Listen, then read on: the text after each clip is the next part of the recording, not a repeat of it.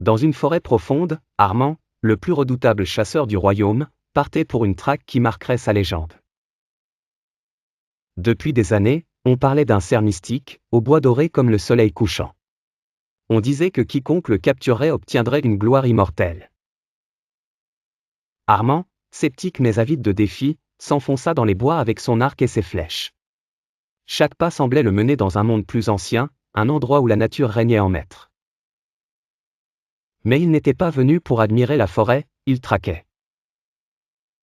Pendant des heures, il suivit des empreintes presque invisibles, des brindilles cassées, et des traces fraîches sur le sol humide.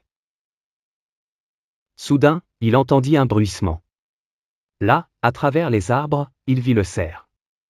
Il était plus majestueux encore que les récits. Ses bois brillaient d'une lumière éthérée, et ses mouvements semblaient défier la gravité. Armand sentit l'adrénaline parcourir son corps. Il se tapit dans l'ombre, banda son arc, prêt à frapper. Mais juste au moment où il relâchait la corde, un craquement retentit. Le sol céda brutalement, et il tomba dans un gouffre sombre, une embuscade tendue par la forêt elle-même. Sa cheville heurta une pierre avec un craquement sinistre. La douleur était fulgurante. Armand tenta de se relever, mais ses efforts étaient vains. Les parois du ravin étaient humides, couvertes de mousse glissante.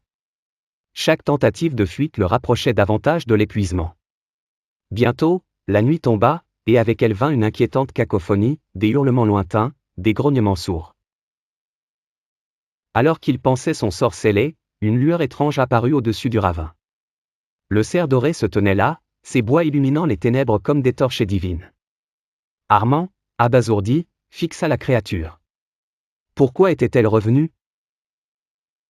Le cerf descendit lentement, ses mouvements gracieux défiant toute logique. Il s'approcha d'Armand, qui, par instinct, recula, mais la douleur l'immobilisa. Le cerf s'arrêta devant lui, le regardant avec une intensité presque humaine. Puis, contre toute attente, il tendit ses bois. Tremblant, Armand comprit. Il attrapa les bois dorés, et le cerf le tira avec une force incroyable. Armand, cloué par la douleur et la gratitude, se retrouva hors du ravin, le cœur battant à tout rompre. Le cerf le regarda une dernière fois. Avant de s'évanouir dans la forêt, comme un fantôme. Armand resta là, seul, sous les étoiles, bouleversé par ce qu'il venait de vivre. Il fixa son arc brisé, symbole de sa vie passée, et comprit que quelque chose en lui avait changé. Ce jour-là, le chasseur devint le protégé de la forêt. Jamais plus il ne leva son arc.